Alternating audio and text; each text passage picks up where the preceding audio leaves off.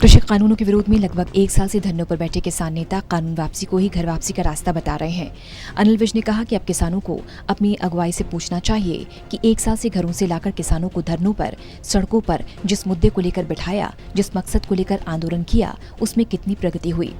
विज ने कहा कि वैसे वो किसानों का अंदरूनी मामला है, लेकिन अगर इनका लीडरशिप बातचीत करने में सक्षम नहीं है तो उन्हें लीडरशिप बदलने के बारे में और अपने वार्ताकार बदलने के बारे में सोचना चाहिए। प्रजातंत्र में सब मुद्दे बातचीत से हल होते हैं और केंद्र सरकार उनको बार बार बातचीत के लिए निमंत्रण दे रही है। एग्रीकल्चर मिनिस्टर तोमर जी ने भी कई बार कहा और प्रधानमंत्री जी ने भी कहा है, परंतु अज्ञान कारणों से ये बातचीत के लिए आगे नहीं आ रहे हैं। ये किसान हितैषी नहीं है, इनका एजेंडा कुछ और है। और मैं तो किसानों को भी कहना चाहूंगा कि अपने नेतृत्व से ये पूछे तो कि 1 साल से तुमने हमें घरों से लाकर धरनों पर बिठा रखा है, प्रगति कितनी हुई है, जिस मकसद को लेकर आंदोलन किया जा रहा है उसमें कितनी प्रगति हुई है। वैसे तो ये इनका अंदरूनी मामला है, मैं उसमें इंटरफेयर नहीं करना चाहता हूं,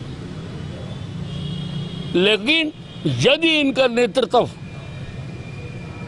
बातचीत करने में सक्षम नहीं है तो इनको अपना नेतृत्व बदलने के बारे में सोचना चाहिए, अपने वार्ताकार बदलने के बारे में सोचना चाहिए, क्योंकि हल जो भी निकलेगा वो बातचीत से निकलेगा।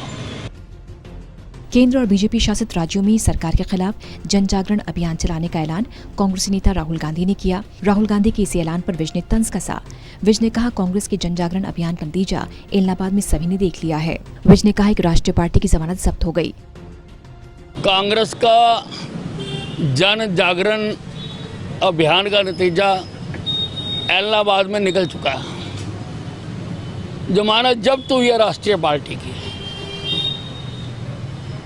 इनके बोलने से कुछ नहीं होता, इनकी करतूतों को आज हिंदुस्तान का बच्चा बच्चा जान चुका है।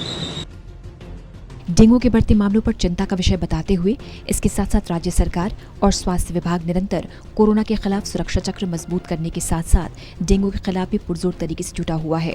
प्रदेश में वैक्सीनेशन और डेंगू को लेकर जानकारी देते हुए स्वास्थ्य मंत्री अनिल विज ने बताया कि प्रदेश में कोरोना के खिलाफ सुरक्षा चक्र मजबूत करने के लिए सरकार वैक्सीनेशन अभियान में तेजी लाई है। डेंगू के मामलों की जानकारी देते हुए विज ने बताया कि डेंगू के खिलाफ भी स्वास्थ्य ने पूरे इंतजाम किए हैं। कोरोना के लिए भी हम पूरी तरह से लगे हुए हैं और पिछले लगभग 1.5 महीने से हमारे नए रोगियों की संख्या रोजाना जो आती है वो 20 से कम है। इसका मतलब काफ़ी कंट्रोल है। वैक्सीनेशन पर भी हमने पूरा जोर दिया हुआ। 82% लोगों की वैक्सीनेशन फर्स्ट डोज लग चुकी है। 47% दूसरी डोज लग चुकी है और हमने लक्ष्य तय किया है कि 31 दिसंबर तक हम हर एलिजिबल व्यक्ति को पहली डोज लगा देंगे। और दूसरी डोज लगाने के लिए भी हमारा हर घर दस्तक कार्यक्रम चल रहा है। हम हर घर पर जा रहे हैं। मेरे स्वास्थ्य विभाग की 2025 टीमें हरियाणा में इस वक्त काम कर रही हैं। हम हर दरवाजे पे जाएंगे। अगर पहली डोज नहीं लगी है तो पहली लगाएंगे, अगर दूसरी डोज नहीं लगी है तो दूसरी लगाएंगे।